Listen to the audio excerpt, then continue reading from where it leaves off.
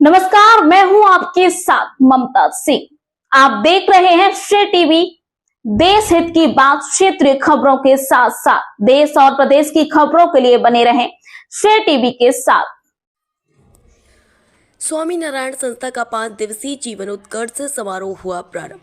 स्वामीनारायण मंदिर में गुरु पूजन विधि में शामिल हुए आरएसएस प्रमुख डॉक्टर मोहन भागवत एवं मुख्यमंत्री डॉक्टर मोहन यादव। स्वामीनारायण संस्था का 5 दिवसीय जीवन उत्कर्ष समारोह हुआ प्रारंभ। समारोह के पहले दिन आरएसएस प्रमुख डॉक्टर मोहन भागवत ने समारोह में लिया हिस्सा। प्रसिद्ध मंदिर अक्षरधाम का निर्माण करने वाली बीएपी स्वामीनारायण संस्था के संत प्रमुख स्वामी महाराज के 5 दिवसीय जीवन उत्कर्ष समारोह में बोले डॉक्टर मोहन भागवत, हम सब एक हैं।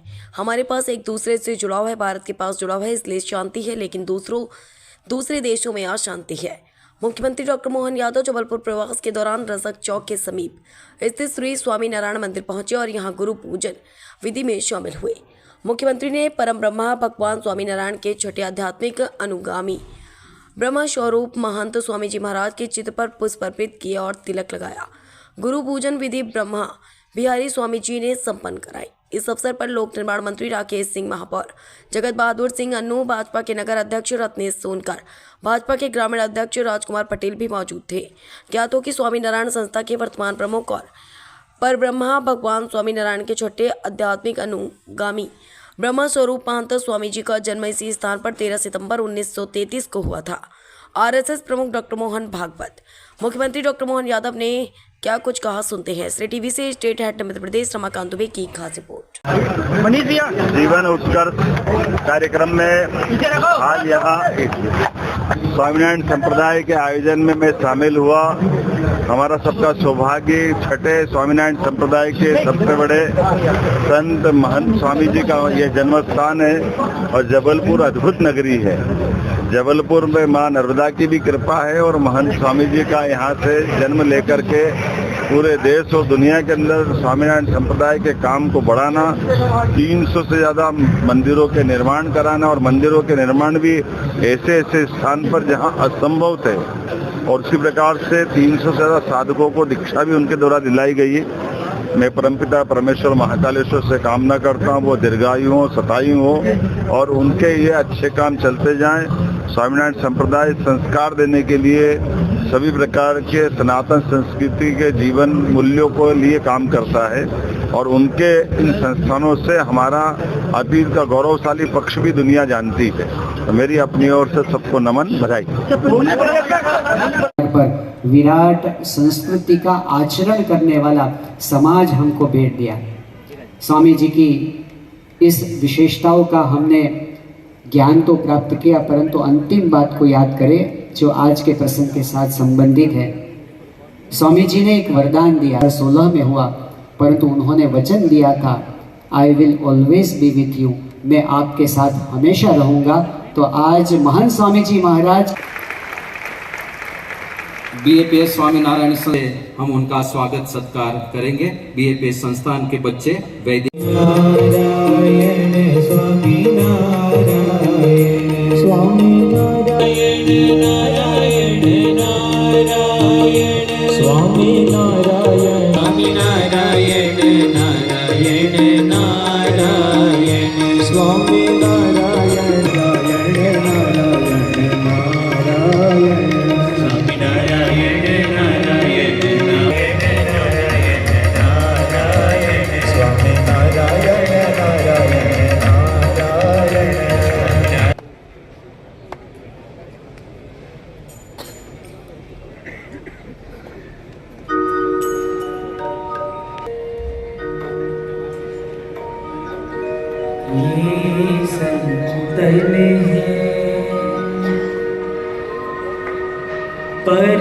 तो आप नहीं पधारेंगे तो भी चलेगा। उन्होंने कहा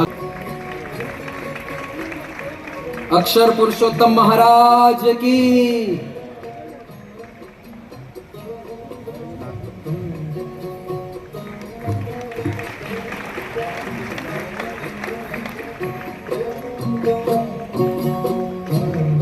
अब उस कार्यक्रम में हम जुड़ते द्वारा प्रकाशित हुआ है। प्रकाशन जिसके द्वारा हुआ साहित्य अकादमी वो तो विशेष है ही, क्योंकि सरकार के द्वारा संचालित यह संस्था है और प्रमुख स्वामी जी महाराज को दिया गया एक विशेष सम्मान है। पूज्य भद्रेश दास स्वामी जी के हाथों से इस पुस्तक का आलेखन हुआ है, जिन्होंने स्वामीनारायण भाष्यों की रचना की है। पिछले 500 वर्षों से ऐसे कोई विशेष तत्व ज्ञान को लेकर श्री स्वामीनारायण भगवान की, गुरु हरि प्रमुख स्वामी महाराज की, गुरु हरि प्रमुख स्वामी महाराज की, गुरु हरि महंत स्वामी महाराज की। प्रासंगोचित उद्बोधन का हमें लाभ प्रदान करें। पूज्य फिजिकली भी थक जाते हो तो ऐसा अनुभव होता है, लेकिन तब मैं हमारे गुरु परम पूज्य प्रमुख लोगों के कल्याण के लिए व्यतीत कर दी। और उन्होंने तो ये तो कुछ भी नहीं है, उन्होंने तो मतलब मैं जब भी जितों से घिरे हुए हैं, आप जरा सोचिए कि आप अगर मैं तो कहता हूँ 5 घंटे भी अगर आप ऐसे नहीं रह सकते कि लोग आपके आसपास, तो मुझे बाद में बात करते हैं। ये पूरी जिंदगी उन्होंने बिता दी और मतलब बैलगाड़ी में कहाँ जाके उन्होंने ये सत्संग का प्रचार किया है, लोगों से मिले हैं। मैं ये सब परेशान हो रहा हूँ, ये तो कुछ नहीं है उनके मुकाबले में, मुझे कोई तकलीफ नहीं हो रही है। दिलीप स्थित अक्षरधाम और कई BLPS दिव्य और भव्य मंदिरों के आपने दर्शन किए हैं। दिलीप भाई, मेरा प्रश्न ये रहे,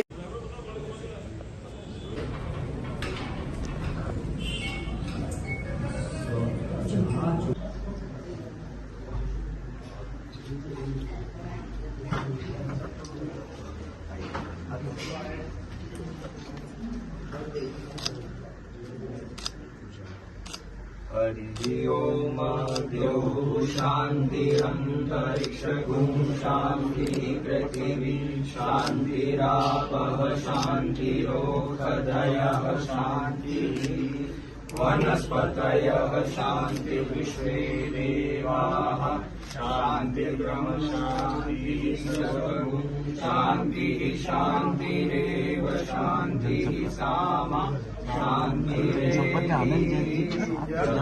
यतः समीहसे ततो अभयम्।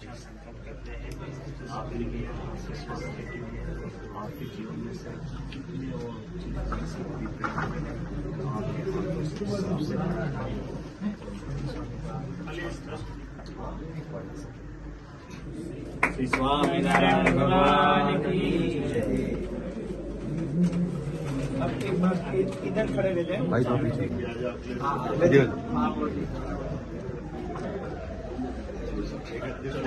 मैं भी आ जाऊं। श्रीमद् भागवत में ही धर्म के 4 पैर बताए। सत्य, करुणा, शुचिता, तपस। पहला सत्य है और वो अपने भारत की परंपरा का सत्य है।